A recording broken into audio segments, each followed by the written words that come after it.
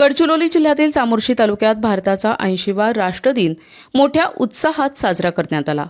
कुनघाडा रयतवारी येथे जिल्हा परिषद उच्च प्राथमिक केंद्र शाळेत ध्वजारोहणासह विविध उपक्रमांचे आयोजन करण्यात आले।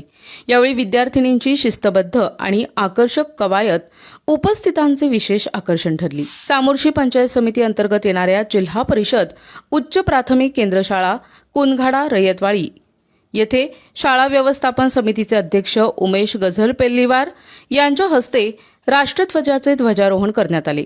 त्यानंतर उपस्थितांनी राष्ट्रगीत गाऊन राष्ट्रध्वजाला मानवंदना दिली। यावेळी विद्यार्थिनींनी शिस्तबद्ध पद्धतीने आकर्षक कवायत सादर केली। त्यांच्या उत्कृष्ट सादरीकरणाला उपस्थितांकडून उत्स्फूर्त दाद मिळाली। कार्यक्रमाला शाळा व्यवस्थापन समितीचे पदाधिकारी, मोठ्या संख्येने पालक, शिक्षक वृंद आणि विद्यार्थी उपस्थित होते।